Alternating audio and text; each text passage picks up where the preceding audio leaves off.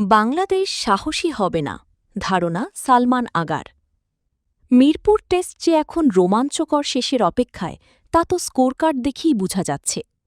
তবু যদি আপনার কোনো সন্দেহ থাকে, তাহলে চতুর্থ দিন শেষে দুই দলের সংবাদ সম্মেলনের কথাগুলো শুনতে পারেন। বাংলাদেশ কি সেখানে চ্যালেঞ্জই ছুড়ে দিয়েছে পাকিস্তান? চতুর্থ দিন শেষে বাংলাদেশ দ্বিতীয় ইনিংসে ৩ উইকেট হারিয়ে করেছে ১৫২ রান, লিড ১৭৯ রানের।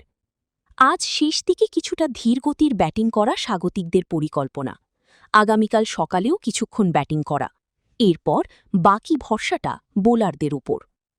এই পরিকল্পনার কথা জানিয়ে দিন শেষের সংবাদ সম্মেলনে বাংলাদেশ দলের ব্যাটিং কোচ মোহাম্মদ আশরাফুল বলেন, আমরা জেতার জন্য খেলছি। আমাদের যে বোলিং আক্রমণ, যদি বৃষ্টি না হয় ৯৮ ওভার খেলার সুযোগ থাকবে।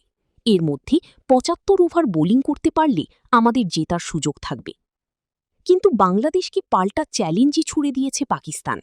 দলের প্রতিনিধি হয়ে দিন শেষের সংবাদ সম্মেলনে এসে অলরাউন্ডার সালমান আগা যেটা বলেছেন, তা এক বাক্যে দাঁড়ায় এমন: পারলে ৭০-৭৫ ওভারই ২৬০ রানের লক্ষ্য দিয়ে দেখো। তার ধারণা, বাংলাদেশই সাহসী দেখাবে না। বাংলাদেশ তেমন কিছু করলে পাকিস্তান জয়ের জন্যই খেলবে বলে জানিয়েছেন সালমান। অবশ্যই আমরা জেতার জন্য যাব। যদি তারা যথেষ্ট সাহসী হয় এটা করার জন্য ৭০ ওভারই ২৬০ রানের লক্ষ্য দেয়, আমরা তাহলে তা তাড়া করব। কিন্তু আমার মনে হয় না তারা তা করবে। চতুর্থ দিন বাংলাদেশের ব্যাটিং পরিকল্পনায় বাধা হয়েছে বৃষ্টি। একটা সেশন পুরোপুরিই ভেসে গেছে। সারাদিনে খেলাও হয়েছে কেবল ৪৮.৪ ওভার।